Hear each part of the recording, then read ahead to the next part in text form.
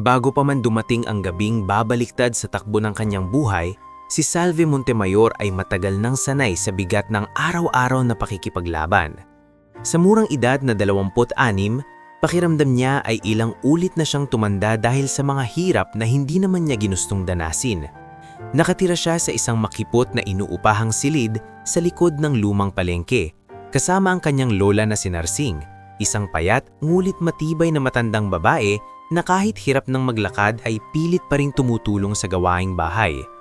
Ang kanilang silid ay may bubong na yero na tumutulo tuwing umuulan, dingding na pinagtagpi-tagping plywood at isang electric fan na minsan lang umikot ng maayos.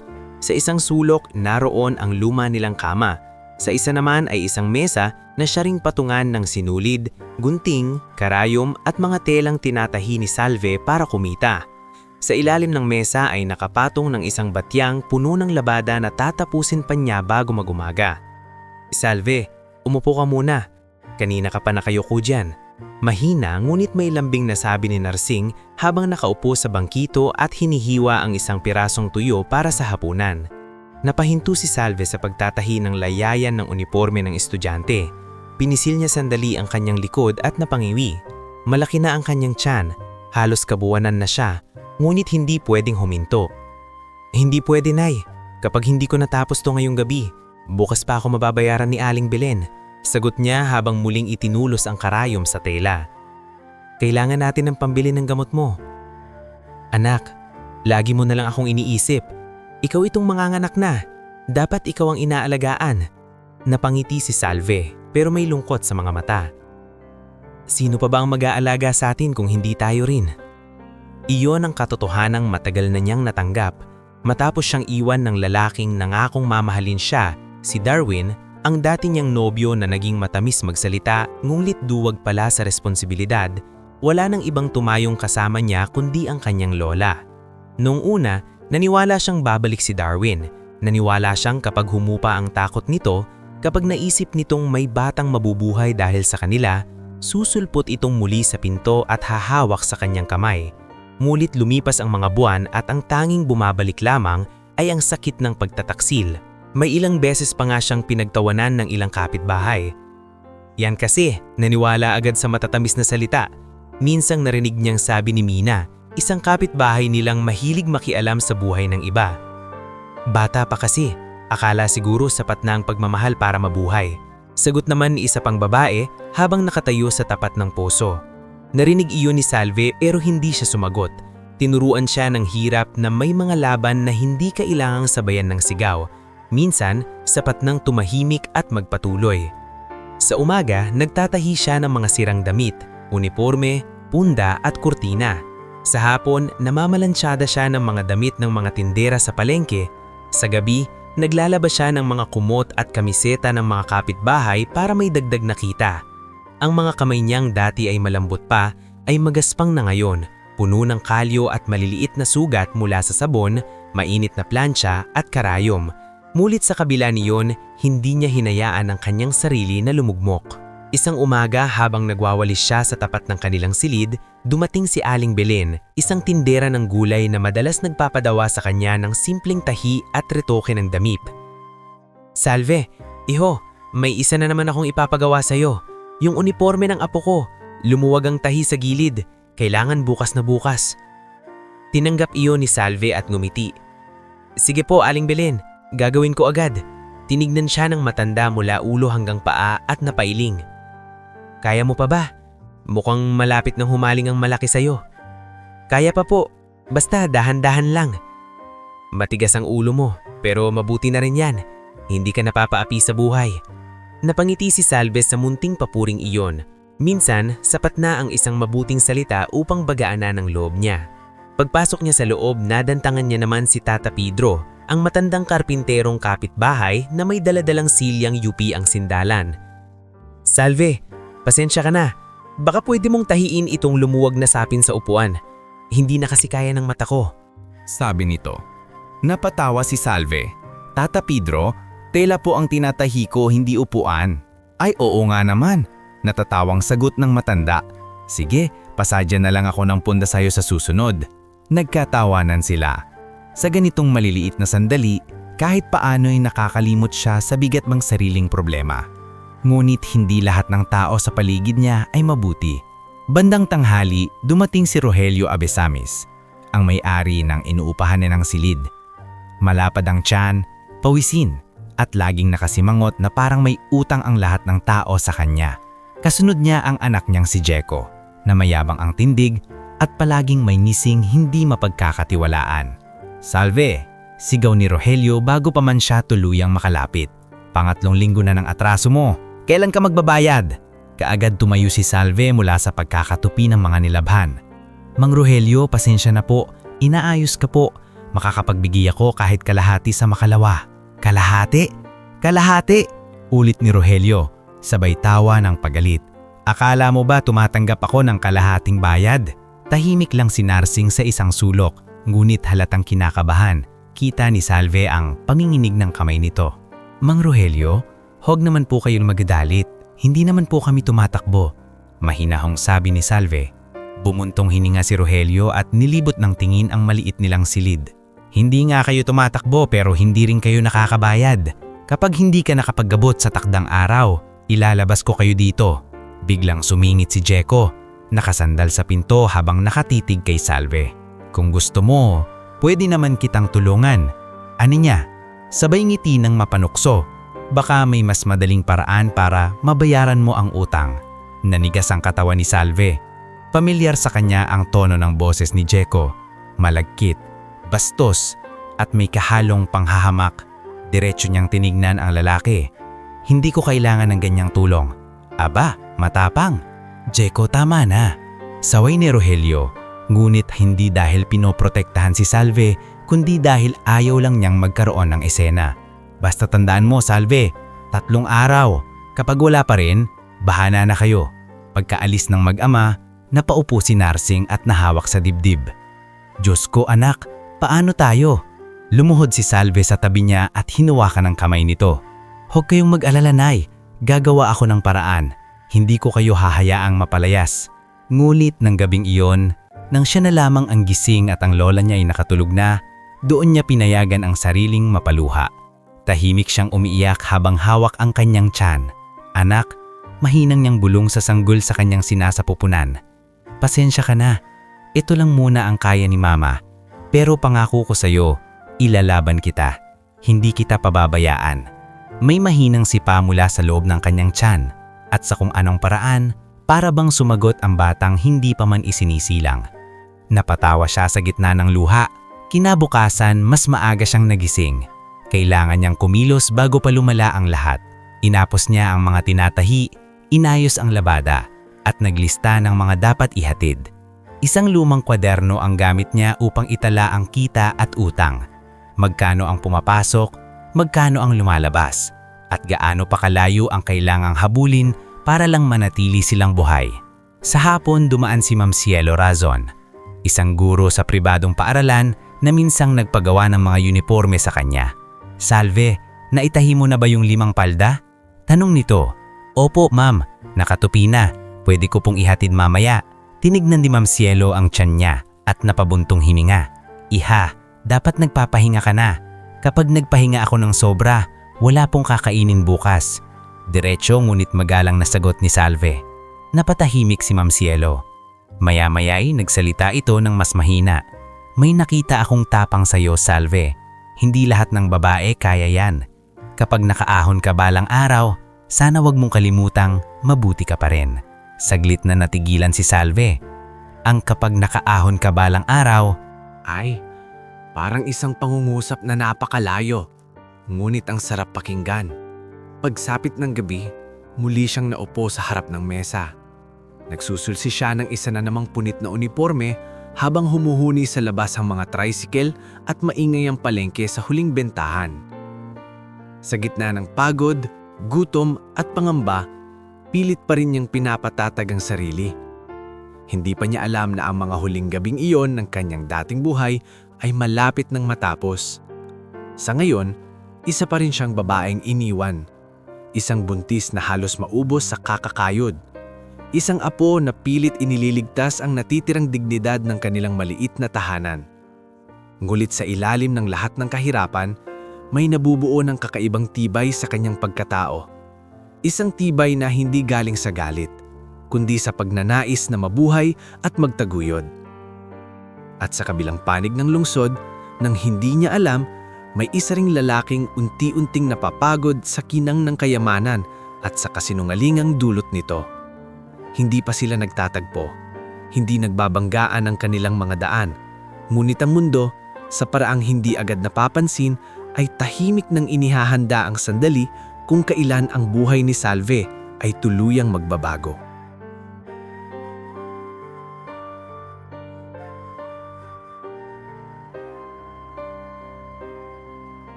Kinabukasan matapos ang isa na dimang gabing halos hindi siya nakatulog, mas ramdam ni Salve ang bigat ng kanyang katawan. Para bang hindi lamang ang bata sa kanyang sinapupunan ang dinadala niya, kundi pati ang takot, ang utang at ang mga salitang ilang buwang paulit-ulit na ibinabato sa kanya ng buhay. Gayunman, gaya ng nakasanayan, maaga pa lang ay gumalaw na siya. Madilim pa ang langit nang nagbangon siya mula sa lumang kama. Marahan siyang umupo upang hindi magising si Narseng na nakahiga sa tabi. Ngulit kagaya ng mga matatandang mababaw ang tulog, agad ding dumilat ang lola niya. "Gising ka na naman agad?" Paos na tanong ni Narseng habang umabangon ng bahagya. "Parang hindi ka na talaga nagpapahinga, anak." Ngumiti si Salve kahit halatang pagod. "May ihahatid ba po akong mga tinahi mamaya? Kapag naibigay ko kay Ma'am Cielo, may pambayad na tayo kahit papaano." "Kung pwede lang ako ang lumabas sa'yo," malungkot na sabi ng matanda. "Ang kailangan ko po, huwag kayong mag-alala. Kapag nag-aalala kayo, ako ang mas nahihirapan." Inayos niya ang tubig na ipapainit, naghanda ng manipis na lugaw para sa kanilang dalawa, at saka muling naupo sa mesa upang plantsahin ang huling dalawang palda na ipinagawakan niya. Habang umaakyat ang singaw mula sa plantsya, napahinto siya minsan at napahawak sa ibabang bahagi ng tiyan. May kirot.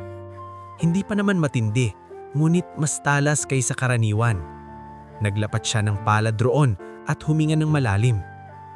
"Hindi pa anak, konti na lang, hayaan mong matapos tayo." Pagsapit ng umaga, dumaan si Aling Belen upang kunin ang naayos na uniforme ng apo nito. Inabutan siya ng kaunting bayad at 2 pirasong saging. "Ito iha, huwag mong tanggihan, mukhang namumutla ka," sabi ng matanda. "Salamat po Aling Belen, malaking tulong po ito," tugon ni Salve. "Kapag sumakit ang tiyan mo, huwag kang magmatigas, magpatawag ka agad." "Hindi pa naman siguro ngayon." "Wala kang kasiguruhan sa ganyang bagay," sagot ni Aling Belen, saka tumingin sa kanyang tiyan. "Kapag malapit na, huwag ka nang mag-isa." Tumanggo si Salve, ngunit alam niyang wala siyang ibang pagpipilian. Kailangan niyang ihatid ang mga tinahi, kailangan niyang kumita. Kailangan nilang makaraos sa susunod na 3 araw bago bumalik si Rogelio upang maningil. Mabilis lamang lumibas ang maghapon sa pag-aayos ng natirang labada at pagpapatuyo ng iyon sa lubid sa labas. Dumaan si Mina at tulad ng dati ay may dala na namang titig na may halong panghuhusga, ngunit hindi na iyon pinansin ni Salve. Mas mahalaga ang iniisip niyang pera kaysa sa opinyon ng ibang tao. Bandang hapon, kinuha niya ang isang malaking eco bag na pinaglagyan ng mga paldang tinahi at inayos ang lumang payong na halos baluktot na ang bakal. Tiningnan siya ni Narseng na halatang kinakabahan.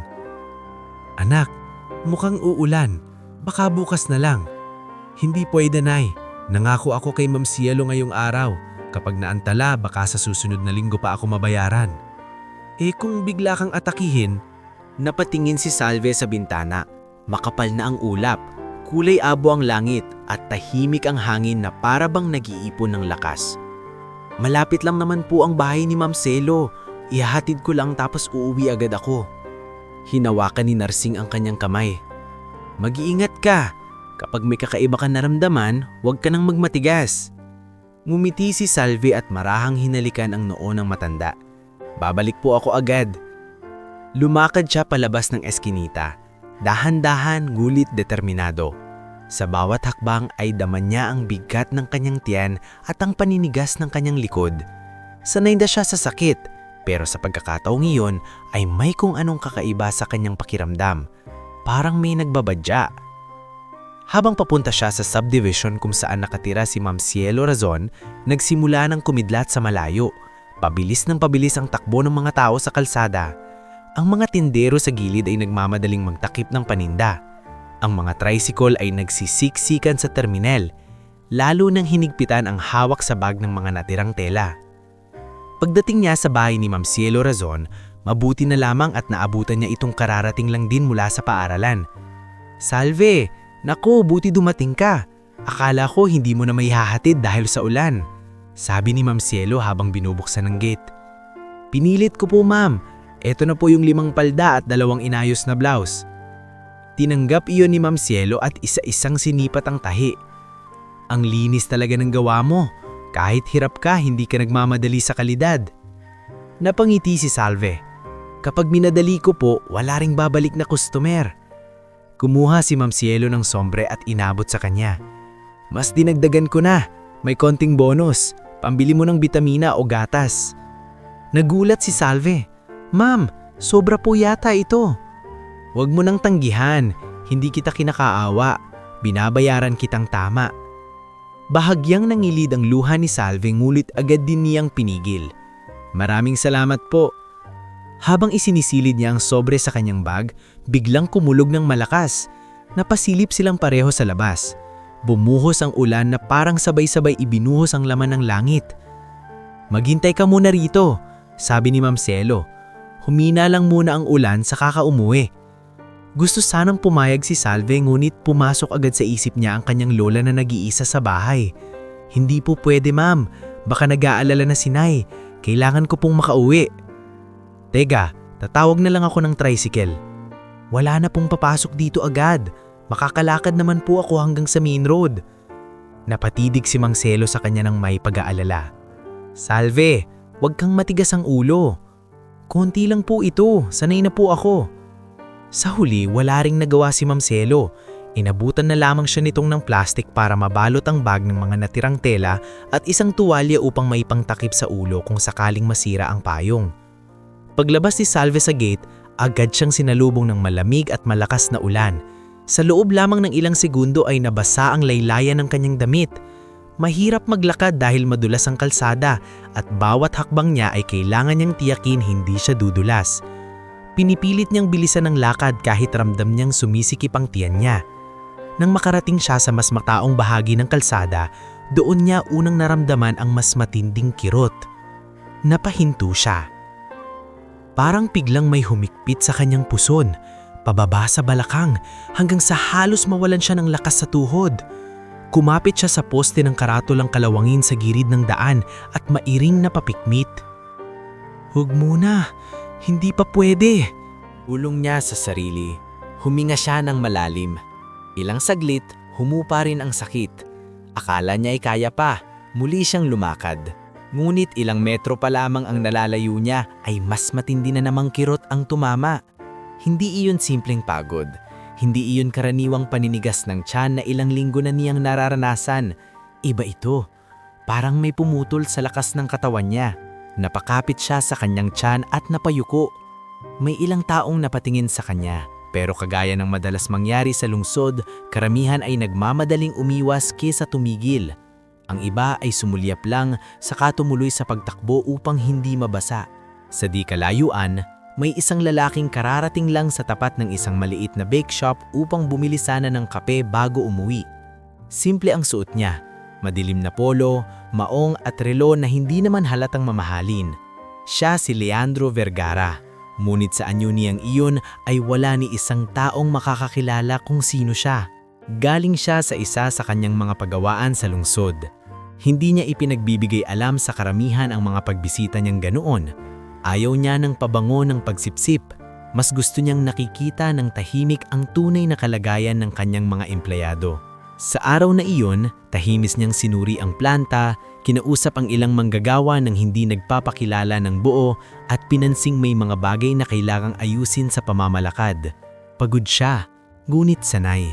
Mas nakakapagod para sa kanya ang magpanggap sa mga sosyal na pagtitipon kaysa makipag-usap sa mga taong tunay na nagtatrabaho. Habang isinasara niya ang payong at paakyat sana sa kanyang sasakyan, doon niya nakita si Salve. Isang buntis na babae sa gitna ng ulan, maputla, nanginginig at halatang pilit na lumalaban para manatiling nakatayo. Napakunot noo si Leandro. Sa unang tingin pa lang, alam na niyang hindi iyon simpleng hilo. "Boss, abot na po yung sukli ninyo."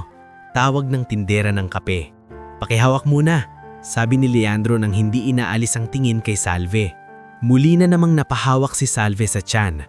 Sa pagkakataong iyon, hindi na niya napigil ang impit na daing. Napaluhod siya ng bahagya at muntik nang bumigay ang tuhod. Mabilis na lumapit si Leandro. "Miss, ayos ka lang?" Tanong niya, malalim at mahinahon ang boses. Hindi agad nakasagot si Salve. Namimilipit siya sa sakit. Halos hindi na siya makahinga ng maayos.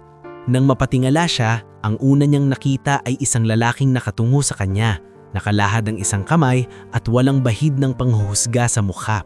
"Tubig!" hinahon niyang sabi. Agad kumuha si Leandro ng bottled water mula sa sasakyan at binuksan iyon. Inalalay niya si Salve upang makainom kahit kaunti. Nanginginig ang kamay ng babae. "May kasama ka ba? Tatawagan ko." Umiling si Salve. "Wala. Kailangan kong umuwi." "Hindi ka na makakauwi ng mag-isa sa lagay mo." Muli na namang tumama ang sobrang tinding pananakit. Napasinghap si Salve at biglang kumapit sa harap ng polo ni Leandro. Hindi lang basta kumapit. Nahila niya iyon ng malakas sa desperasyon, dahilan para mapalapit ang lalaki sa kanya. Sa mismong sandaling iyon, nawala sa isip ni Salve ang hiya, ang pagkaingat at ang anumang ayos na paliwanag.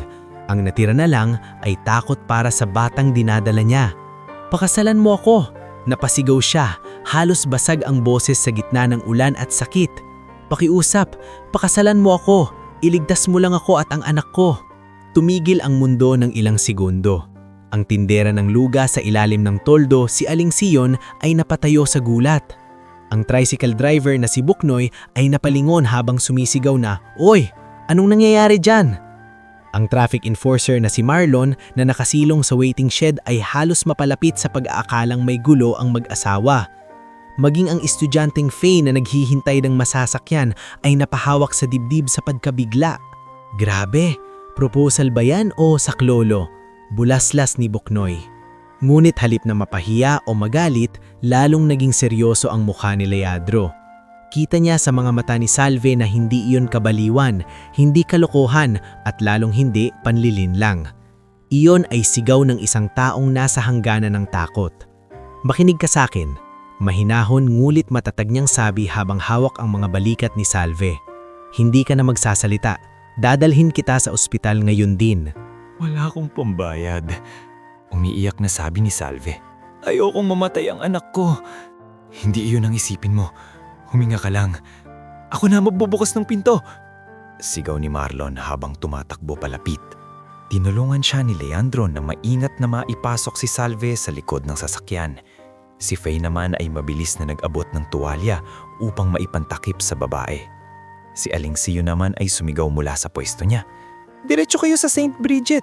Malapit lang, mas may OB doon." Tumanggo si Leandro. "Salamat." Bago niya isinara ang pinto, napatingin muli si Salve sa kanya.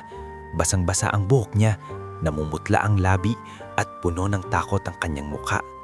"Please," bulong niya, halos hindi na marinig. "Huwag mo akong iiwan."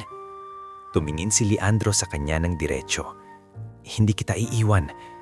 Mabilis niyang pinaandar ang sasakyan sa gitna ng ulan, habang sa likod ay pilit na kumakapit si Salve sa upuan at sa bawat hininga ay parang nakikipaglaban sa sakit. Sa labas, humahampas ang ulan sa salamin. Sa loob, nagsisimula ang isang gabing mag-uugnay sa dalawang taong magkaibang-magkaiba ang mundo. Isang babaeng ubos na, ngunit patuloy na lumalaban, at isang lalaking matagal nang naghahanap ng isang bagay na hindi niya matagpuan sa gitna ng yaman. At habang binabagtas nila ang basang lansangan patungo sa ospital, Ni si Salve, ni si Leandro ay wala pang lubos na alam na ang iisang sandaling iyon sa gitna ng ulan ang tuluyang magtutulak sa kanilang buhay sa direksyong hindi na nila muling matatakasan. Pagdating sa St. Bridget Women's Medical Center, hindi pa man tuluyang nahihinto ang sasakyan ay agad nang bumaba si Leandro at sumigaw sa mga nasa emergency entrance. "Nurse, may pasyente rito. Manganganak na yata o may komplikasyon sa pagbubuntis." Mabilis na lumabas ang dalawang nurse na naka-duty kasama ang isang ward assistant na may tulak na wheelchair. Bumukas ang pinto sa likod at sinalubong nila si Salve na halos maputla na, basang-basa at hirap na hirap huminga dahil sa paulit-ulit na sakit ng tiyan. "Ma'am, naririnig niyo po ako?" tanong ng isang nurse habang maingat siyang inaalalayan paupo sa wheelchair. Napapikit si Salve at mariing napahawak sa braso ng nurse. "Anak ko, pakitingnan. Huwag niyo pong pabayaan ang anak ko." "Huminga ka po. Dahan-dahan lang," sagot ng nurse. Kasunod nilang pumasok si Leandro. Hawak pa rin ang basang payong at ang bag ni Salve na muntik na nitong maiwan sa sasakyan. Wala siyang pakialam na basa ang laylayan ng pantalon niya o na may ilang taong napapatingin sa kanya. Nakatutok lang ang pansin niya sa babaeng inilalakad papasok sa emergency obstetric room. Ilang minuto ring naging magulo ang paligid. Kinuwahan si Salve ng blood pressure, sinilip ang lagay ng tiyan at mabilis na tinawag ang obstetrician na naka-duty. Maya-maya, isang babaeng doktor na kalmado ang kilos, ngunit matalas ang mga mata ang lumapit. Siya si Doktora Isabel Lontok. "Sino ang kasama ng pasyente?" tanong nito habang hinihila ang gloves. "Ako," sagot agad si Leandro. "Asawa?" Saglit na tigilan si Leandro. Sa isang iglap, naalala niya ang narinig niyang sigaw ni Salve sa gitna ng ulan, ang desperadong, "Pakasalan mo ako," na hindi naman tunay na alok, kundi huling kapit ng isang taong takot nang mawalan ng lahat.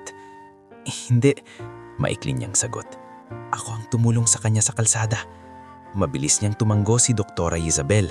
Hindi na siya nag-aksaya sa usapang walang kinalaman sa agarang pangangailangan. "Kailangan namin siyang ma-observe agad. May contraction siya pero hindi pa ako nakakasigurado kung active labor na o stress-induced preterm contractions. Kailangan din namin tignan kung kumusta ang sanggol. Kayo ba ang pipirma sa initial consent habang hindi pa siya nakakakumpleto ng impormasyon?" "Oo," sagot ni Leandro ng walang pag-aalinlangan. Kinuha ng receptionist ang ilang detalye, ngunit halos wala siyang maibigay. Hindi niya alam ang buong address ni Salve. Wala siyang mga kamag-anak na makatawagan maliban sa Nay na nasa bahay. At hindi niya alam ang apelyido niya hanggang mabasa niya sa lumang ID na nakita sa loob ng basang bag. Salve Montemayor. Habang inaasikaso ang mga papeles, nagsimula na ring magtanong ang receptionist tungkol sa down payment. "Sir, para ma-admit po ang pasyente, may initial deposit tayo." "Gawin niyo na lahat ng kailangan," putol ni Leandro habang inilalabas ang kanyang wallet at isang itim na card. "Huwag niyo nang patagalin." Napatigil ang receptionist, bahagyang nag-angat ng tingin at agad ding kinuha ang card. Hindi man niya kilala agad si Leandro sa simpleng suot nito, halatang sanay siya sa mga taong may kapangyarihang hindi kailangang ipagsigawan. Samantala, sa loob ng examination room, pinipigilan ni Salve ang panginginig ng katawan habang sinusuri siya ni Dr. Isabel. Pagod na pagod ang katawan niya. Kulang sa tulog, kulang sa maayos na pagkain, kulang sa prenatal checkup. Ang masama pa roon, matindi ang stress na dinadala niya araw-araw. Paglabas ni Dr. Isabel makalipas ang halos 20 minuto, nakita niyang nakatayo pa rin si Leandro sa tapat ng pinto, basa ang balikat ng polo, ngunit hindi man lang umalis sa pwesto. "Doc?" tanong niya agad. Hindi pa siya manganganak ngayong minuto pero delikado ang nangyari, paliwanag ni Dr. Isabel. Matindi ang contractions niya dahil sa pagod at stress. Mataas din ang blood pressure niya kanina at halatang kulang siya sa regular prenatal care. Kung naipilit pa niyang maglakad o kung natagalan pa bago siya nadala rito, pwedeng napahamak ang mag-ina. Napahinga ng malalim si Leandro. Kahit hindi niya palubos na kilala si Salve, may bigat sa dibdib ang naidulot ng mga salitang iyon. Ligtas ba sila? Sa ngayon, oo, pero kailangan siyang manatili rito para ma-monitor. Kailangan din siyang maresetahan ng gamot, maayos na pagkain at pahinga. Ang problema, mukhang matagal na niyang pinapabayaan ang sarili. Hindi nakapagsalita si Leandro. Alam niyang hindi iyon simpleng kapabayaan. Sa mata ni Salve kanina sa sasakyan, malinaw na ang babaeng iyon ay matagal nang napipilitang unahin ang kaligtasan ng iba bago ang sarili. Maya-maya, pinayagan siyang makita si Salve sa loob ng kwartong pansamantalang inilipat sa kanya. Mahina ang ilaw roon, nakatihaya si Salve, tuyong-tuyo na ang labi at may dextrose nang nakakabit sa kamay. Nang maramdaman niyang may pumasok, dahan-dahan siyang dumilat muli. Nang makita niya si Leandro, agad siyang napapikit muli sa hiya. "Pasensya na," mahina niyang sabi. "Pasensya na talaga sa ginawa ko kanina." Lumapit si Leandro at inilapag ang bag niya sa gilid ng kama. "Wala kang dapat ipagpasensya, nasa panganib ka." Hindi para sa saklolo lang." Napalunok siya. "Yung sinabi ko, yung hila ko sa'yo, nakakahiya." Sa kabila ng pagod, nanatiling mahahinom ang mukha ni Leandro. "Hindi ka nag-iisip para sa sarili mo nung oras na iyon. Nagmamakaawa ka para sa anak mo. Iba iyon." Napatingin si Salve sa kisame. Saglit siyang natahimik saka muling nagsalita. "Wala kasi akong ibang malapitan. Akala ko mamamatay na kami." "Hindi mangyayari iyon," sabi ni Leandro, diretso at walang yabang. Napatingin si Salve sa kanya. "Bakit mo ako tinulungan?" Simple ang tanong ngunit mabigat ang laman. Marami ng tao ang tumingin sa kanya sa kalsada ngunit iisa lang ang tumigil. Bahagyang napabuntong hininga si Leandro bago sumagot. "Dahil kailangan mo ng tulong. Hindi lahat ng tao titigil dahil lang may nangangailangan. Hindi rin lahat ng tao kayang humingi ng tulong ng ganoon katapang." Nagulat si Salve sa sinabi niyang iyon. Ang best na matahin siya, parang mas nakita pa nito ang lakas na hindi niya kinakalimutan. Makalipas ang ilang sandali, pumasok muli si Dr. Isabel upang ipaliwanag ang kailangang gawin sa susunod na mga oras. Kailangan ni Salve ng kumpletong laboratory tests, ilang araw na obserbasyon at mas maayos na follow-up care. Nang marinig iyon ni Salve, agad siyang nataranta. "Doc, hindi ko po kaya ang bayad. Pwede po bang painumin niyo na lang ako ng gamot tapos uuwi na ako bukas?" Mahigpit ang tingin ni Dr. Isabel. "Hindi pwede. Kung gusto mong mabuhay ang anak mo ng ligtas, kailangan mong alagaan ang sarili mo. Hindi ito simpleng pananakit ng tiyan." "Pero wala po talaga akong pera." Bago pa makadagdag si Salve, nagsalita si Leandro. "Sagutin ko na." Sabay na palingon sina Salve at Dr. Isabel. "Lahat ng kailangan niya rito, ako na ang bahala," dagdag niya. Agad umiling si Salve. "Hindi pwede. Hindi ko pwedeng panggapin yan. Hindi kita kilala." Mas lalong hindi mo dapat ipagsasapalaran ng buhay mo. Mahinahon niyang sagot. Hindi ko naman sinasabing may kapalit. Namilog ang mga mata ni Salve. Sa mundong kinalakhan niya nitong mga nakaraang buwan, halos lahat ng tulong ay may kasunod na sisingilin. Pabor, utang na loob, o mas masahol pa, dangal. Kaya ang alok ni Leandro ay lalong nakapagpalito sa kanya. Bakit mo gagawin yan para sa isang taong estranhero? Saglit na natahimik si Leandro bago tumingin kay Doktora Isabel. "Dok, pwede bang sandali?" Tumanggo ang doktora at lumabas muna ng kwarto na para bang naunawaan niyang may usapang kailangang mangyari ng mas tahimik. Nang sila na lamang dalawa, umupo si Leandro sa upuang malapit sa kama. Hindi siya lumapit ng sobra, hindi siya nagsalita na parang may kontrol siya sa sitwasyon. Iyon marahil ang unang bagay na nagbigay ng konting ginhawa kay Salve. "Hindi ko ugaling magpaliwanag ng mahaba sa mga taong bagong kilala ko," sabi ni Leandro. "Pero ayoko ring isipin mong may masama akong balak." Tahimik na nakinig si Salve. "Kanina sa kalsada, maraming tao ang tumingin sa'yo. Ako ang tumigil. Hindi dahil bayani ako, hindi rin dahil may hinahanap akong kapalit. Tumigil ako dahil nakita ko sa'yo ang isang taong lumalaban kahit ubos na. Saglit siyang huminto. "At hindi ko kayang iwan ang ganoong tao." Nangingilid ang luha sa mga mata ni Salve, ngulit hindi siya nagsalita. Maya-maya, mahina niyang sabi, "Iniwan ako ng ama ng anak ko. Simula nun, ako na lang at lola ko. Kung hindi ako kikilos, walang mangyayari sa amin. Kaya kahit masakit, kahit pagod, kahit pinagtatawanan ako, lumalakad pa rin ako." Hindi siya nagbukang kaawa-awa habang sinasabi iyon. Sa halip, mas lalong naging totoo ang bigat ng pinagdaanan niya. "Anong pangalan mo?" Tanong ni Leandro. Salve. Salve, ulit niya, tila inaayos sa isip ang pangalan. Ako si Leandro. Hindi na niya dinagdagan ng apelido. Salamat. Mahina niyang sabi. May gusto akong alukin sa'yo. Dagdag niya matapos ng ilang sandali. Nag-angat ng tingin si Salve, muling nag-aalinlangan. Hindi ito kakaiba kung titingnan ng maayos. Hindi ako humihingi ng kahit anong kapalit na makakasira sa'yo. Ang gusto ko lang, payagan mo akong tulungan ka hanggang makabawi ka. Hindi ka muna pwedeng bumalik sa dati mong ginagawa agad. Kailangan mong makapahinga. Kailangan mong makapanganak ng maayos. Pero bakit? Muling niyang tinanong. Malamang ay hindi iyon ang huling beses na itatanong niya iyon, ngunit sa pagkakataong ito, mas kalmado na ang boses niya. Bahagyang sumandal si Leandro. Dahil sa totoo lang, wala akong tiwala sa maraming tao, lalo na sa mga lumalapit sa akin kapag alam nila kung sino ako. Hindi niya agad sinabing bilyonaryo siya, ngunit totoo ang unang bahagi ng pahayag. Ikaw, hindi mo ako kilala. Hindi mo ako linapitan dahil may gusto kang makuha. Sumigaw ka dahil gusto mong mabuhay ang anak mo. Iba iyon. Naguluhan si Salve sa lalim ng tono niya, ngunit malinaw sa kanya na hindi siya mito minamaliit.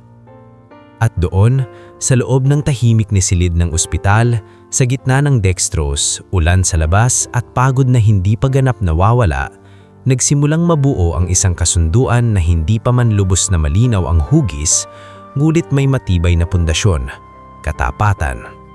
Tutulungan kita, sabi ni Leandro. Pero isang bagay lang ang gusto ko. Walang kasinungalingan, walang pagtatago tungkol sa mga bagay na makakaapekto sa iyo at sa bata. Kapag may problema, sasabihin mo. Kapag may kailangan ka, sasabihin mo. Hindi tayo magpapanggap. Napatingin si Salve sa kanya ng matagal. Hindi iyon kasunduan ng pag-ibig. Hindi pa. Hindi rin iyon pangakong habang buhay. Ngulit sa dami ng kasinungalingan na dumaan na sa kanya, kakaiba ang bigat ng isang taong humihingi lamang ng katotohanan. Hindi ako sanay na may tumutulong na walang hinihinging masama, sabi niyang tapatan. Masasanay ka rin, sabi ni Leandro. Napabuntong hinga si Salve at pumikit sandali. Pagmulat niya, bahagyang siyang tumanggo. Sige, pero kung kaya ko nang bumangon, magtatrabaho pa rin ako, hindi ako pabigat. Sa unang pagkakataon mula nang magkakilala sila, bahagyang numiti si Leandro. Hindi kita tinutulungan dahil iniisip kong pabigat ka.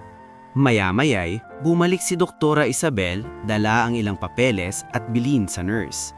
Inayos ang gamot ni Salve, ipinaliwanag ang mga susunod na pests at tiniyak na may tamang pagkain itong maibibigay sa kanya sa umaga. Nang sabihin ng doktora na kailangan ding maabisuhan ang kamag-anak ni Salve, agad niyang naalala si Narsing. Ang lola ko, bulong niya, biglang nabalisa. Mag-isa siya sa bahay. Hindi niya alam nasaan ako. Ano ang bulong pangalan niya? Tanong ni Leandro.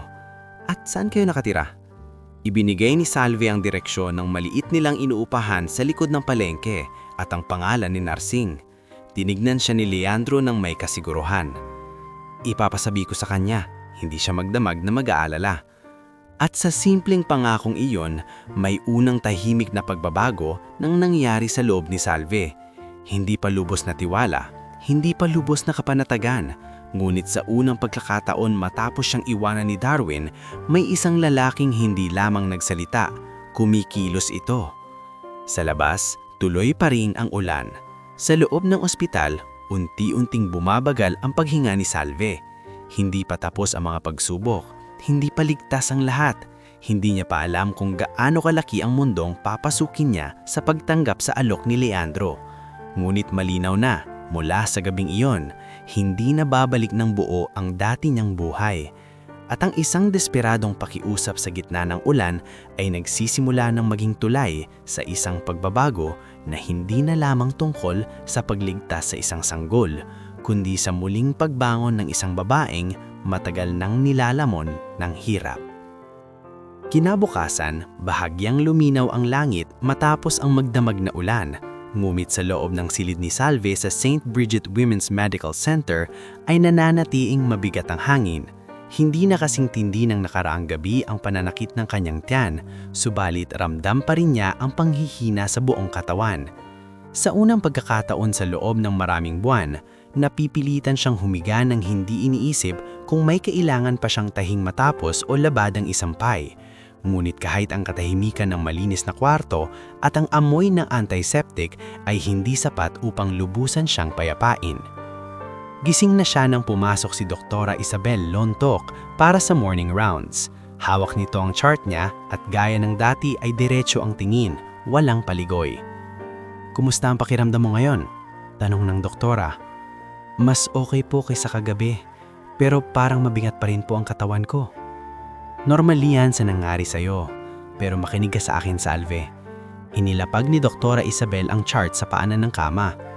"Hindi ka pwedeng bumalik agad sa dati mong gawain. Kailangan mong bumihinga, kumain ng maayos, at sumunod sa check-up schedule. Hindi pwedeng puro tiis." Napayo ko si Salve. "Opo, Dok." Hindi sapat ang opo kung hindi mo susundin. Bumuntong hininga ang doktora, bahagyang lumambot ang boses. "Maswerte ka at naagapan ka. Hindi lahat nabibigyan ng pangalawang pagkakataon." Muli siyang tumanggo. Hindi niya ugaling suwain ang taong malinaw na totoo ang malasakit. Ngunit sa loob-loob niya, hindi niya pa rin alam kung paano niya haharapin ang realidad na wala naman siyang kakayahang tustusan ang iniresetang pagkain, gamot at pahinga. Pagkalabas ng doktora, ilang saglit lang at bumukas muli ang pinto. Pumasok si Leandro dalang isang paper bag ng umaga at isang maliit na supot na may prutas. Nakaiba na siya ng damit. Mas maayos ang polo. Tuyong-tuyo ang buhok at halatang dumiretso siya roon matapos ang ilang inasikasong bagay sa umaga. Ngunit nanatili po ring simple ang ayos niya, para bang sinasadya niyang huwag magpakita na may kakaiba siya sa kanya. "Gising ka na pala," sabi niya habang inilalapag ang dala sa maliit na mesa. "May bilin si Doktora Isabel na pakainin ka ng maayos." Napatingin si Salve sa paper bag. "Hindi na po kailangang bumili." "Leandro," himahinang niyang tinama, "at kailangan mong kumain." May kakaibang hiya pa rin sumisikil kay Salve tuwing dumarating siya. Hindi pa siya sanay sa ganitong klaseng tulong, yung hindi siya binamadali, hindi siya sinisingil, at hindi pinaparamdam na maliit siya kapalit ng pag-abot ng kabutihan. "Naabisuhan niyo po ba si Nay?" tanong niya. Tumanggo si Leandro. "Oo, may pinadala kong tao sa bahay ninyo kaninang umaga. Nakausap sa. Nag-aaya na siya pero nang malaman niyang nasa ospital ka at ligtas kayo ng bata, kumalma rin." Napahinga ng malalim si Salve. "Salamat. May isa pa akong ginawa," dagdag ni Leandro. "Ipinakuha ko rin ang ilan sa mga gamit mo sa bahay. Damit, tsinelas at yung maliit mong pouch ng gamot." Napatingin siya sa kanya, bahagyang nagulat. "Paano mo nahanap yung mga gamit ko?" "May pinuntahan akong kasama na tumulong. Tinuro ng lola mo." Doon pa lang napansin ni Salve na hindi na ito tila lamang isang lalaking basta tumulong sa kalsada. Mabilis itong kumilos. May paraan ito ng pagsasalita na hindi mapilitin, ngunit kapag may sinabi, parang alam mong mangyayari agad. Bago pa siya makapagtanong, muling bumukas ang pinto. Isang babae na naka-corporate attire, may maayos na ayos ng buhok at matalim ang titig ang pumasok. May hawak itong folder at tablet at halatang hindi sanay na may hindi sumusunod sa bilis ng kilos niya. Hindi nagulat si Leandro sa pagdating nito. Sa halip, lumingon siya ng bahagya na parang inaasahan niya ito. "Sir, kailangan na po ninyong pirmahan ang..." Naputol ang babae nang mapansin si Salve sa kama. Sumulyap ito mula ulo hanggang paa ng buntis. Mabilis, ngunit hindi maikakailang mapanuri. "Ay, nandito pa pala kayo." "Patricia," maikling sabi ni Leandro. May malamig na tiin sa pangalan nito. "Mamaya na ang papeles." Si Patricia Velasco. Hindi pa siya ipinapakilala, ngunit agad nahulaan ni Salve na ito ang sekretarya o isa sa mga malalapit na tauhan ni Leandro. Malinis ang postura, profesional ang pananamit, at halatang sanay na nasa paligid ng mga taong may kapangyarihan. Ngumiti si Patricia ngunit ang ngiting iyon ay malamig at kulang sa init. Gusto ko lang pong ipaalala na may 3 kayong meeting na inurong na. Naghahanap na rin po si Mr. Di Malanta. Hindi mahalaga yun ngayon. Sagot ni Leandro. Bahagyang nanigas ang ekspresyon ni Patricia. Muling tumingin ito kay Salve. Naiintindihan ko naman po, kaso marami nang nagtatanong kung bakit bigla kayong nawawala. Si Salve ay agad nakaramdam ng ilang bagay ng sabay-sabay. Ilang, hiya at kakaibang kutob. Hindi pa niya alam kung bakit pero pakiramdam niya ay siya ang tinutukoy sa ilalim ng maingat na pananalita ng babae. Pakihintay sa labas, sabi ni Leandro. Mas matigas na ngayon ang tono. Tatawag ako kapag kailangan na kita. Hindi sumagot si Patricia agad. Ilang segundong katahimikan ang dumaan bago ito tumanggo. Yes, sir. Lumabas ito, ngunit hindi nakaligtas kay Salve ang tinging iniwan nito. Isang tinging hindi pa tahasang mapanlait, ngunit malinaw na hindi siya nitong tinitignan bilang isang taong karapat-dapat sa paggalang. Nang maisara ang pinto, saka lamang nagsalita si Salve. Sino siya? Sekretary ko, sagot ni Leandro.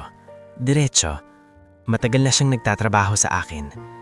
Napatigil si Salve. Sekretary? Parang may munting piraso ng palaisipan na unti-unting sumasakto sa isip niya. Mabilis kumilos si Leandro. May mga taong sumusunod sa utos niya. May mga meeting siyang kayang ipatigil. May tauhan siyang pinadadala. Hindi pa rin niya lubos maunawaan ang kabuuan. Ngunit lalo siyang nagdududa na may mas malaki pa itong pagkakakilanlan kaysa sa ipinapakita. Bago pa siya makaitanong yon, muling may kumatok. Sa pagkakataong ito, isang nurse ang pumasok at nagsabing may dumating daw na matandang naghahanap kay Salve. Agad nanlaki ang mga mata niya. Naisin! Ilang sandali pa ay dahan-dahang ipinasok si nursing sa loob ng kwarto. Alalayan ng isang ward assistant. Namumugto ang mga mata ng matanda na halatang umiiyak ng husto. Ngunit nang makita si Salve na nakahiga at gising, agad itong napahagulgol. Anak, akala ko may masama nang nangyari sa iyo. Napaiyak din si Salve at agad hinawak ang kamay ng lola. Nay, pasensya na po, hindi ko kayo nasabihan. Buhay ka, yan ang mahalaga. At ang bata? Nanginginig na tanong ni nursing. Ligtas po kami. Nag-angat ng tingin si nursing kay Leandro, kita sa mukha ng matanda ang pasasalamat at pag-uusi. Ikaw ba ang tumulong sa apo ko? Tumanggo si Leandro. Opo. Biglang kinapkap ni Narsing ang laylayan ng suot niyang lumang saya at tila gusto pang lumuhod. Ngunit agad siyang pinigilan ni Leandro. Wag po, wala po yun. Hindi, giit ni Narsing, nangingilid ng luha. Hindi maliit na bagay ang iligtas ang buhay ng apo ko at ng apo sa tuhod ko. Kung hindi dahil sa'yo. Hindi na nito natapos ang sasabihin. Pumiyok ang boses at napahawakan na lang ito sa kamay ni Salve. Ilang minuto ring puro luha at paghahalalang nahimasmasan. Sa mga sandaling iyon, tahimik lang si Leandro sa tabi, hindi nakikisawsaw sa emosyon ng maglola, ngunit hindi rin lumalayo. At sa tahimik na presensya niyang iyon, mas lalo pang naguguluhan si Salve. Hindi niya pa rin maipaliwanag kung bakit parang napakadali para rito na manatili, kahit wala naman itong obligasyon. Hindi nagtagal, nagpaalam muna si Leandro upang asikasuhin ang ilang tawag. Paglabas niya ng kwarto, agad siyang sinalubong ni Patricia sa hallway. Nakakross ang mga braso nito at halatang ilang minutong naghihintay. Sir, ano po ba talaga ito? Mahinang tanong nito, ngunit punong-puno ng pinipigil na emosyon. Simula pa kagabi, lahat ng schedule niyo naaantala dahil sa babaeng iyan. Patricia, malamig na sabi ni Leandro. Ang dapat mong alalahanin ay ang trabaho mo, hindi ang personal kong desisyon. Personal? Napatawa ito ng bahagya, ngunit walang saya. Sir, halos buong kumpanya ang naghahanap sa inyo. May investor call na ipinasa. May meeting sa legal na nausog. At kayo narito dahil sa isang estrangherang buntis na hindi ninyo kilala. Humigpit ang panga ni Leandro. Hindi ko ugaling inuulit ang sarili ko. Ngunit hindi nakapagpigil si Patricia. Matagal na sang nasa tabi ni Leandro. Siya ang nag-aayos ng schedule nito, ng mga mahahalagang papel, ng halos lahat ng kailangang gumalaw sa negosyo. Sa isip niya, siya ang pinaka nakakaunawa sa lalaki. O hindi bababa, ganoon ang gusto niyang paniwalaan. Kaya ang makita itong todo ang asikaso sa isang babaeng kagagaling lang sa kalsada, ay parang tahimik na sampal sa pag-asang matagal niyang inaalagaan. Sir, mag-iingat lang po sana kayo. Sabi niya, ngayon ay mas malumanay, ngunit mas mapanganib ang laman. Hindi lahat ng mukhang kawawa ay inosente. Nanlamig ang tingin ni Leandro. At hindi lahat ng mukhang propesyonal ay may karapatang humusga. Hindi na nakapagsalita si Patricia. Tumahimik ito at napaatras ng bahagya. Bumalik ka sa office. Ihanda mo ang mga dokumentong kailangang kong pirmahan mamaya. At huwag mo nang pakialaman ng iba. Yes, sir. Sagot nito. Ngunit sa tono pa lang ay halatang nasaktan at nagningit. Pagbalik ni Leandro sa loob ng kwarto, nadatnan niyang nakaupo na si Narsing sa gilid habang mahigpit pa ring hawak ng kamay ni Salve. Tahimik na rin ang dalawa. Nakaramdam ng kaunting hiya si Salve nang makita siyang pumasok. Para bang nahuhuli siyang sobrang nadadala sa damdamin. Nakausap ko na si Dr. Isabel. Kapag stable ka na, hindi ka na muna babalik sa lumang inuupahan ninyo.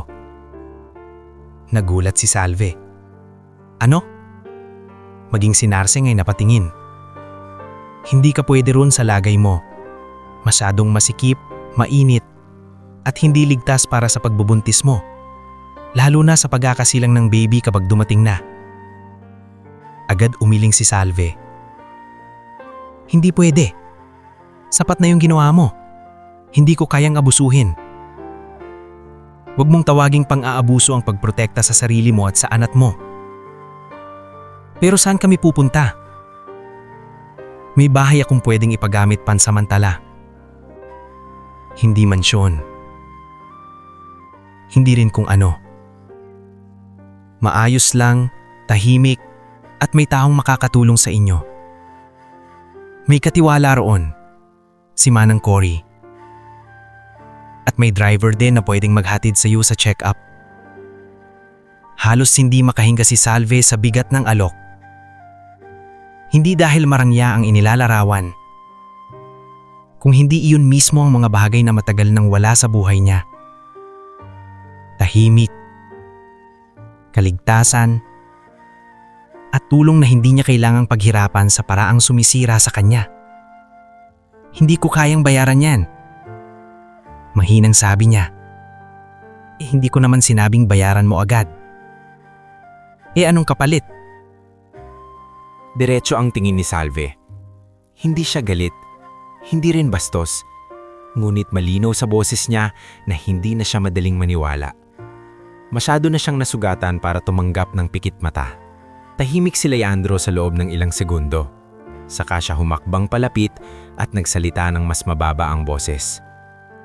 Ang kapalit ay sundin mo ang payo ng doktor. Ingatan mo ang anak mo at panindigan mo ang sinabi natin kagabi.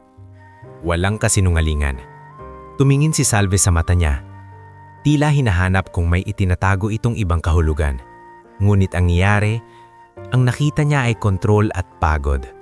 Parang lalaking sanay sa masalimuong mundo, ngunit pinipiling magsalita ng diretso sa kanya. Bakit parang ang bilis mong magdesisyon tungkol sa akin? Tanong niya. Bahagyang napatingin si Leandro sa bintana, saka muling bumaling sa kanya. Dahil ang mga taong talagang nangangailangan, halata. At bihira akong makakita ng taong kahit ubos na, mas iniisip pa rin ng batang dinadala niya kaysa sa sariling hiya. Hindi agad nakasagot si Salve. At marahil kung doon lang natapos ang araw na iyon, baka naging mas madali ang mga sumunod. Pero sa labas ng ospital, habang tinatano ni Patricia mula sa loob ng sasakyan niya ang palapag kung saan nakaratay si Salve, may ibang uri ng desisyong nabubuo. Hindi niya nagustuhan ang anyo ng pag-aalagang ipinapakita ni Leandro. Hindi niya nagustuhan ang posisyon ng isang estrangherang babae na biglang nagkaroon ng puwang sa oras at atensyon ng lalaking matagal nang niyang pinagsisilbihan at lihim na minimiti. Kaya bago pa man niya paandarin ang sasakyan, tahimik niyang inilabas ang telepono at tumawag sa isa sa mga staff sa main office. Pakialam ko ba kung personal yan para sa kanya? Alamin mo kung sino ang babaeng yan.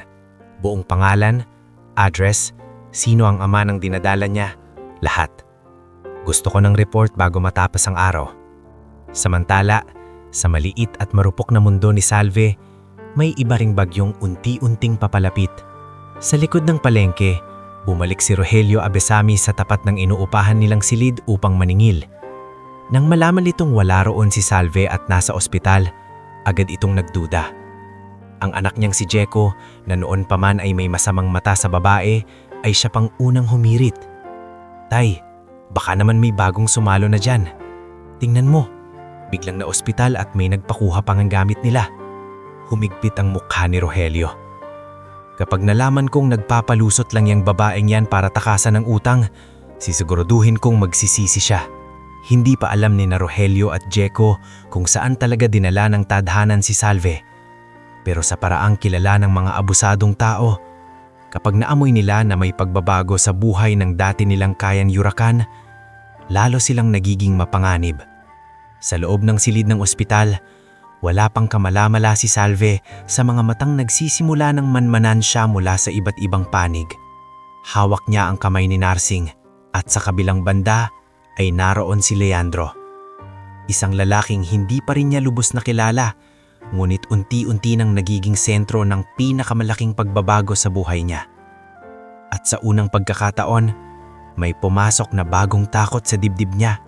Hindi na lamang takot sa kahirapan, kundi takot sa bigat ng lihim na posibleng dala ng lalaking handang baguhin ang kanyang kapalaran.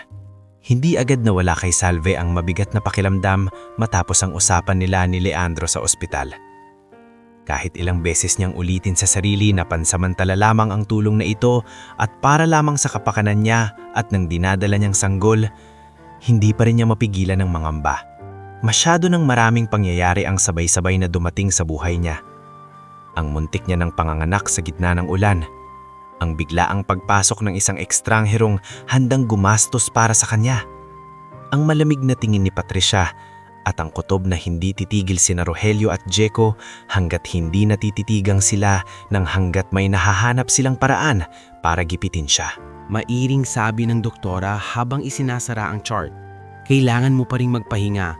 Bawal ang pagbubuhat, bawal ang puyat, bawal ang sobrang pagod. Kung matigas pa rin ang ulo mo, hindi lang ikaw malalagay sa peligro. Opo, Doc. Sagot ni Salve.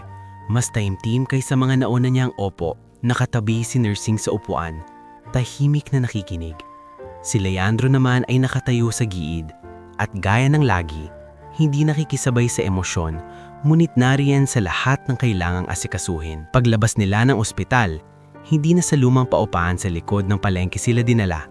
Sumakay sila sa maayos na sasakyan ni Leandro at sa buong biyahe ay hindi halos makapagsalita si Salve. Hindi siya sanay sa ganitong katahimikan. Iyong hindi puno ng sigaw, paniningil o tunog ng yero sa itaas ng bahay nila.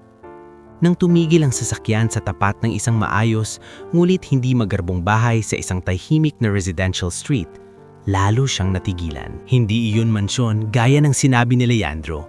Isang malinis, maluwag at tahimik na bahay iyon na may maliit na hardin sa harap at puting gate na hindi nakakapanliit tingnan.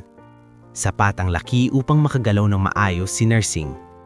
May maaliwalas na sala, maayos na kusina at kwartong may sariling bintana na hindi tumutulo ang kisame. Sa pintuan ay naghihintay ang isang nasa 50 taong gulang na babae na may maumong muka at simpleng damit. Siya si Manang Cory. Kayo na po ba si Salve? Malumanay nitong tanong habang inaalayayan siyang bumaba ng sasakyan. Ako si Cory. Ako ang titingin sa inyo rito. Kasunod nito ay lumapit din ng driver na si Tomas Alvero. Isang tahimik ngulit magalang na lalaki.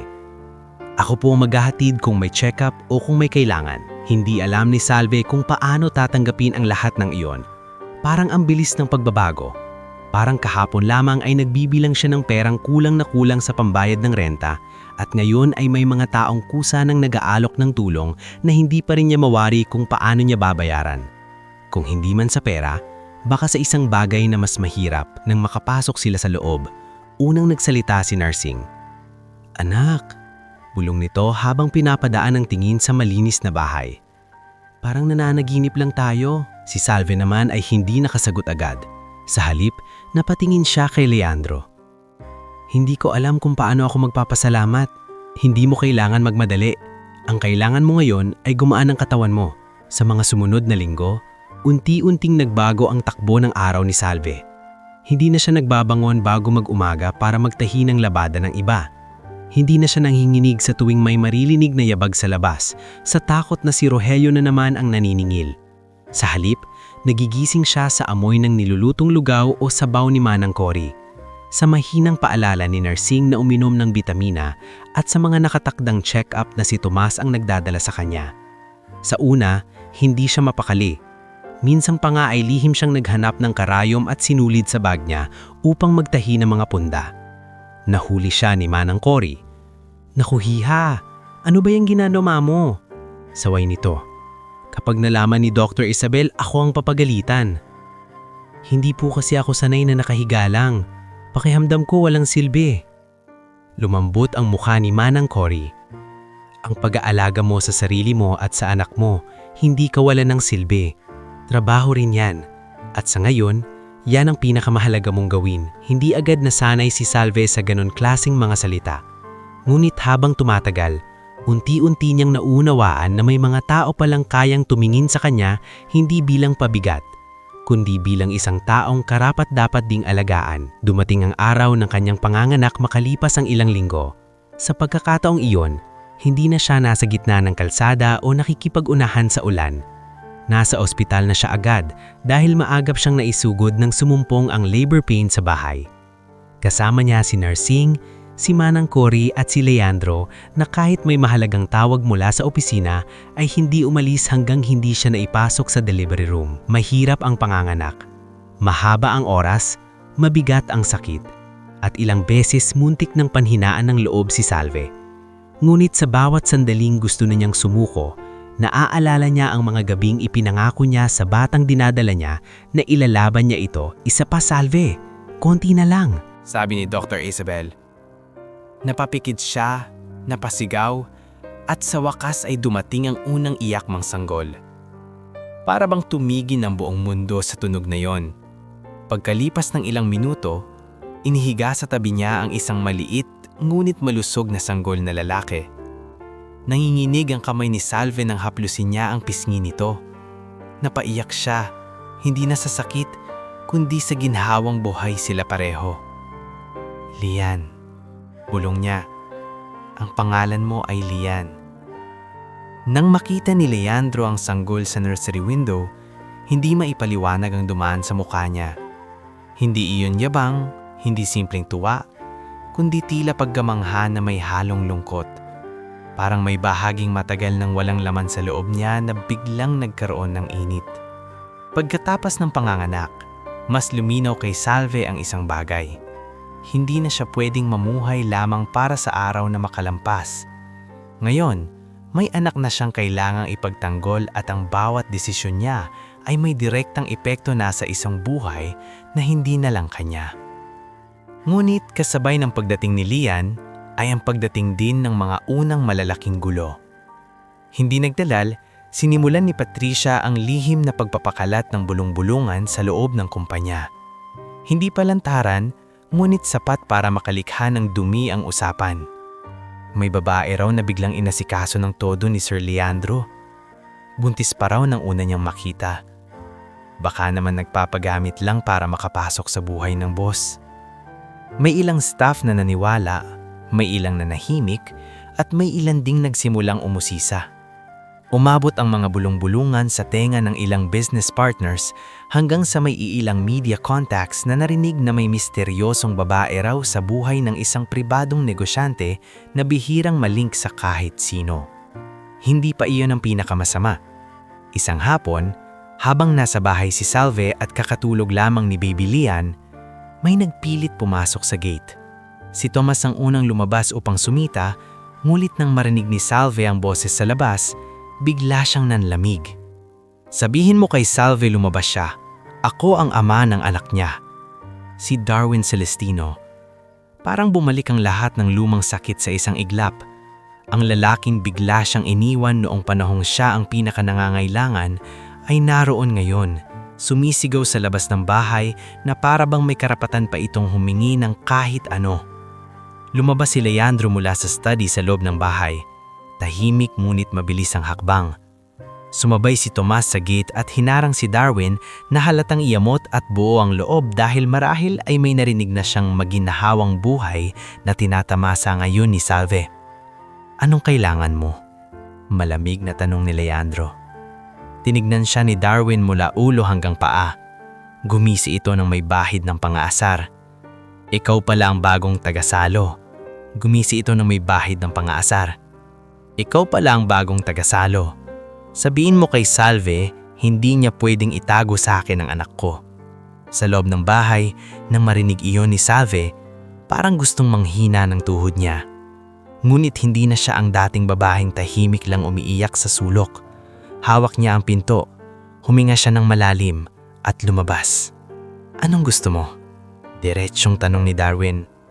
Nagulat si Darwin sa tono niya. Marahil ay inaasahan nitong matatakot siya o iiyak agad.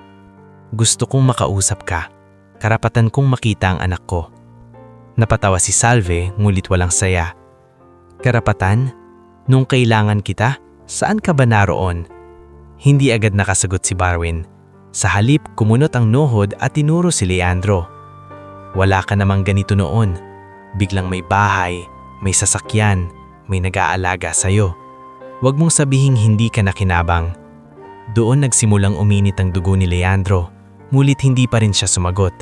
Hinayaan niyang si Salve ang magsalita. "Makinig ka sa akin," sabi ni Salve. Nanginginig man ang boses ngunit malinaw. "Hindi kita hinanap para sa pera. Hindi kita hinabol para panagutin ka sa kaya mong ibigay. Ang hiniling ko noon, samahan mo ako. Ni isa yon hindi mo magawa. Ngayong na may bata nang isinilang at alam mong buhay kami, saka ka babalik para mag-ingay? Ama ako. Hindi sapat ang dugo para matawag kang ama." Putol niya. Sandaling natahimik ang buong harapan. Maging si Tomas ay napatingin kay Salve na para bang ngayon niya lang nakitang ganito ito katatag. Ngulit bago pa tuluyang matapos ang eksena, may isa pang sasakyang huminto sa tapat. Bumaba mula rito si Rogelio at si Jeko. Halatang may nakarating na balita sa kanila at sinundan nila si Darwin, umaasang makakasingit sa gulo. "Aba," sabi ni Rogelio, lumalapad ang ngiti nang makita ang bahay. "Kaya pala hindi na nagpapakita, nakahanap na ng mayamang sasalo."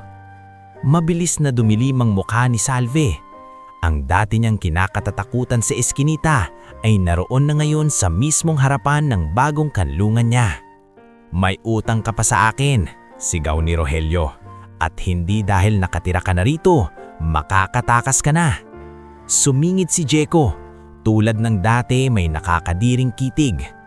"Kung hindi ka makabayad, may ibang paraan pa rin naman." Hindi na nito na ituloy ang sasabihin dahil isang malamig at mabigat na boses ang pumigil sa kanya. "Hindi ko na palalampasin ng pananakot niya rito," sabi niya. "Simula ngayon, anumang claim nyo laban kay Salve, idadaan nyo sa legal, hindi sa sigaw, hindi sa pagbabanta." Napatawa si Rogelio ng pilit. "At sino ka ba para makialam?" Tinignan siya ni Leandro na parang wala itong halaga. "Ako ang may-ari ng bahay na kinatatayuan mo. Ako rin ang taong may sapat na paraan para tiyaking hindi na kayo makakalapit dito kung ayaw kong makalapit kayo." Nanlaki ang mata ni Darwin. Maging si Rogelio at Jeko ay bahagyang napaatras. Hindi pa rin lubos na inuunawa ang bigat ng kausap nila, ngunit sapat na upang makaramdam ng panganib. Maya-maya dumating ang security personnel na ipinatawag ni Tomas. Wala nang nagawa ang tatlo kundi umurong. Ngunit bago tuluyang sumakay, binitiwan ni Darwin ang huling tingin kay Salve. Isang tinging puno ng sama ng loob, hindi ng pagsisisi. Pagkasara ng gate, doon lamang halos bumigay ang lakas ni Salve. Napahawak siya sa dingding. Mabilis siyang inalayan ni Manang Cory na lumabas na rin dalang umiiyak na si Baby Lian. Dahan-dahan iha. Tahimik si Salve habang tinitignan ng anak. Hindi na siya umiiyak gaya ng dati. Sa halip tila may bagong anyo ng tibay na namumuo sa kanya. Nang gabing iyon, matapos mapatulog si Lian at makapagpahinga si Narsing, kinapusap siya ni Leandro sa sala. Tahimik ang bahay. Tanging tunog ng orasan at mahinang ulan sa labas ang maririnig. Hindi na ito pwedeng manatiling ganyan. Kailangan ng maging malinaw ang lahat. Napatingin si Salve sa kanya. Anong ibig mong sabihin? Tahimik siya sandali, saka huminga ng malalim. May mga bagay na hindi ko pa sinasabi sa iyo. At tama ka, may lihim akong dala. Hindi kita pwedeng hilingin na magtiwala kung hindi ko rin ilalantad ang totoo. Doon niya unang tuluyang binigkas ang pangalang ilang beses nang umuugong sa paligid niya nang hindi niya lubos na una-unawan. Ako si Leandro Vergara. Ako ang namamahala sa Vergara Holdings. Napatitig si Salve sa kanya. Hindi man siya sanay sa mundo ng malalaking negosyo, sapat ang narinig niyang pangalan sa radyo, sa usapan ng mga tindera at minsan sa balita para malamang hindi simpleng kumpanya ang tinutukoy nito. Biglang nag-ibalaat sa isip niya, si Patricia, ang mga meeting, ang mga tao sa opisina, ang bilis ng paggalaw ng mga bagay, ang uri ng kumpiyansa sa boses ni Leandro. Para bang may tabing na tuluyan ng natanggal. Bilyonaryo ka. Mahinang sabi niya, halos hindi makapaniwala. Hindi itinanggi ni Leandro. Oo, napalayo ng bahagya ang tingin ni Salve. Hindi siya natuwa, hindi rin agad humanga. Ang unang pumasok sa dibdib niya ay takot. Kaya pala, bulong niya. Kaya palang bilis ng lahat. Kaya pala may mga taong tumitingin sa akin na parang hindi ako dapat nandito. Salve, bakit hindi mo sinabi agad? Dahil ayokong iba ang tingin mo sa akin dahil lang sa pera. Natawa siya ng maikli, ngunit may sakit. Pero iba na nga ang lahat, Leandro. Hindi lang basta iba. Napakalayo. Ang mundong kinalakhan ko at ang mundong ginagalawan mo, hindi magkadikit. Hindi ko itinatangging may agwat. Baka awa lang ito sa'yo, biglang sabi ni Salve. Napatingin na ngayon ng diretso sa kanya. Baka project lang ako.